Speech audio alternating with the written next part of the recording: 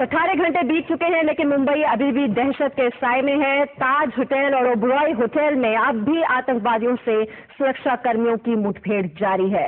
दूसरी तरफ coast guard एक संदिग्ध जहाज का पीछा करने में जुटी हुई है। आशंका है कि मुंबई आने के लिए आतंकियों ने इसी जहाज का इस्तेमाल किया था।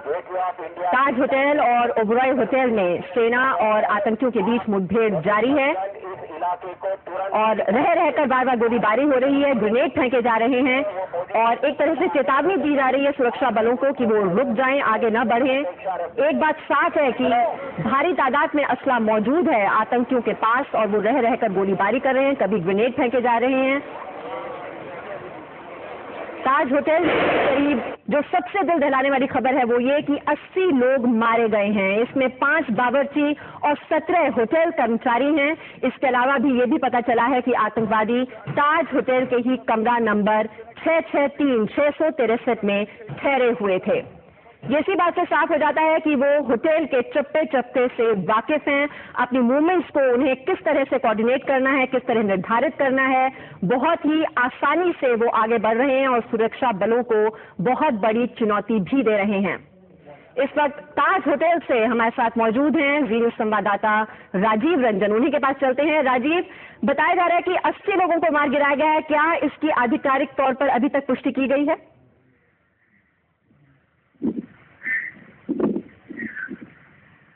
जी राजीव, हमारी आवाज आप तक पहुंच रही है? जी मीमांसा जी, खबरें मिल रही हैं कि 60 से 80 लोगों को वहां पर मार गिराया गया है ताज होटल में। क्या आधिकारिक तौर पर अभी तक इसकी पुष्टि की गई है?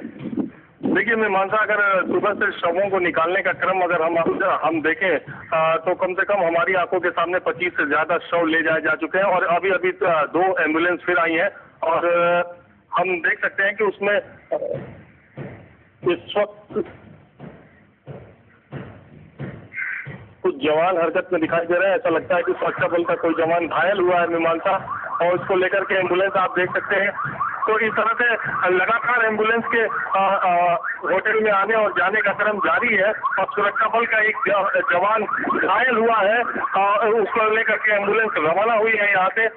तो निश्चित तौर पर हमने पहले भी कहा था कि जो नेवी के वाइस एडमिरल है उन्होंने सुबह ही कहा था कि होटल के भीतर बड़ी मात्रा में जो है वो डेड बॉडीज दिखाई दे रही है और बाहर निकालने का क्रम अगर देखा जाए तो ये संख्या 60-70 के आसपास निश्चित रूप से ताज होटल की ही हो सकती है।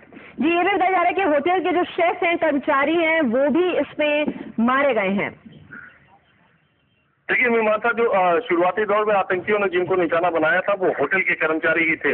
बाद में उन्होंने पर्यटकों और विदेशी मेहमानों को इसमें निशाना बनाया जिसमें महिलाओं की संख्या ज्यादा बताई जा रही है। लेकिन अगर सुबह से जो हम यहाँ से देख पा रहे हैं, जो एम्बुलेंस से ले जाने का सिलसिला है डेड बॉडीज का, उसमें भी महिलाओं की संख्या ज्यादा है और होटल के कर्मचारी भी तकरीबन 7 से 9-10 कर्मचारी के बीच में, होटल के कुछ कर्मचारियों का ऐसा कहना है कि 7 से 10 होटल के भी कर्मचारी इसमें मारे गए।